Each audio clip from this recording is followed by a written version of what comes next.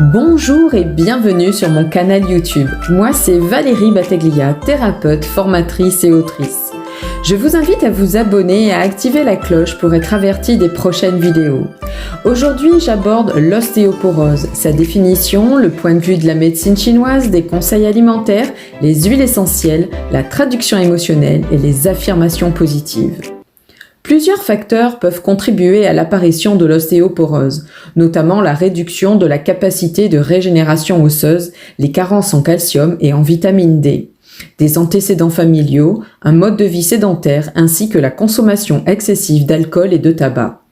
Les symptômes de l'ostéoporose se manifestent par des douleurs osseuses et articulaires, des fractures fréquentes et une perte de taille due au fait que les vertèbres se tassent. En médecine traditionnelle chinoise, on observe aussi des douleurs articulaires et musculaires, une fatigue chronique et des troubles digestifs.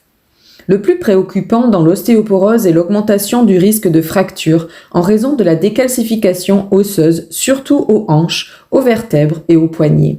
Ces fractures peuvent entraîner une perte d'autonomie, des douleurs chroniques et des déformations de la colonne vertébrale. Une mobilité réduite augmente aussi le risque de complications secondaires comme les thromboses veineuses profondes et les infections pulmonaires. Sur le plan psychologique, la peur des chutes et la perte de confiance en soi peuvent limiter la sociabilisation et les activités quotidiennes. La prise en charge précoce est essentielle pour limiter les effets négatifs de cette affection. Un remède adapté comprend la supplémentation en calcium et vitamine D, l'utilisation de remèdes anti-ostéoporiques et une activité physique régulière visant à renforcer la densité osseuse. Une approche globale et holistique est donc essentielle pour assurer une meilleure qualité de vie aux patients souffrant de cette condition. La prévention de l'ostéoporose repose donc sur une approche globale visant à renforcer la densité osseuse et à limiter les risques de fracture. Cela inclut un apport suffisant en calcium et en vitamine D, pour un apport naturel des gélules d'huile de foie de morue, une activité physique régulière, une alimentation équilibrée.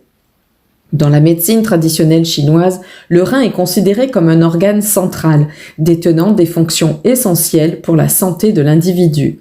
Il produit la moelle, substance vitale qui se divise en moelle des os et moelle du cerveau. La moelle des os générée par le rein joue un rôle crucial dans la production des cellules sanguines et la formation des os.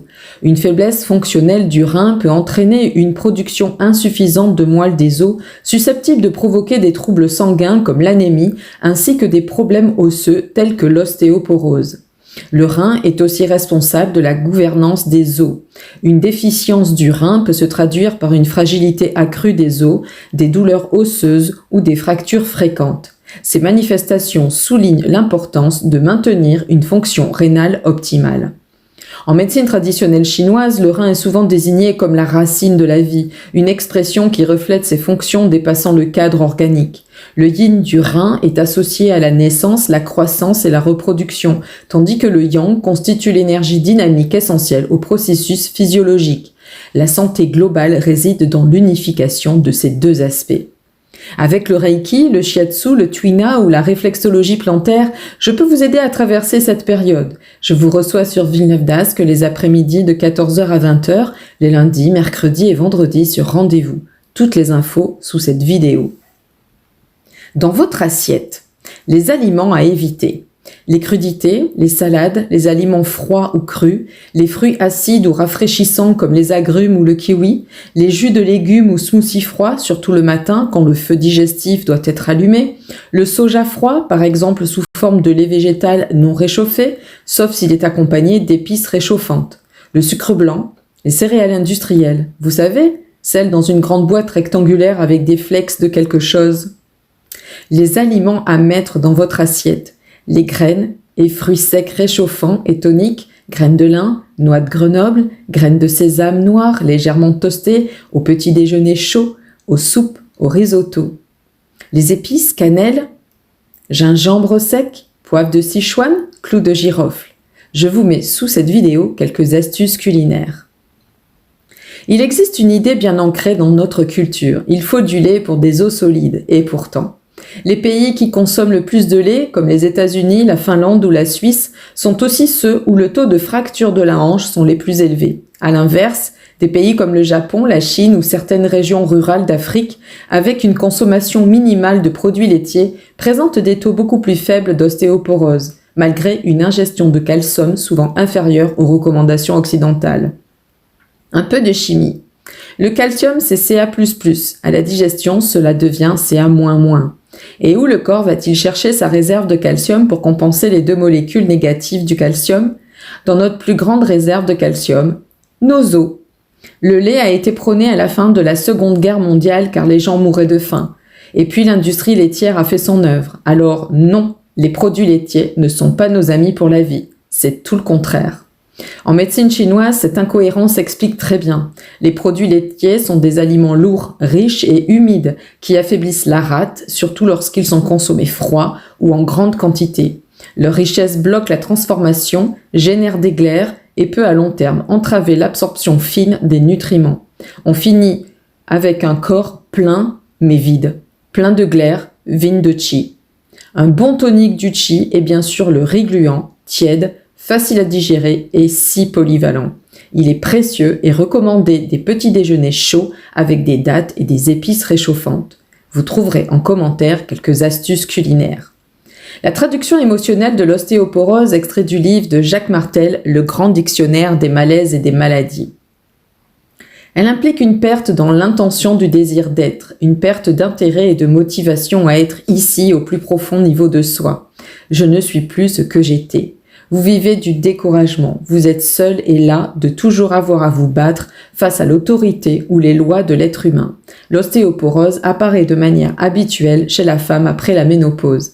Puisque ce sont les os qui sont touchés, c'est-à-dire notre structure et nos croyances de base, vous pouvez vous demander quelles sont les croyances auxquelles vous vous accrochez et que vous devriez peut-être changer puisque maintenant vous ne pouvez plus avoir d'enfants.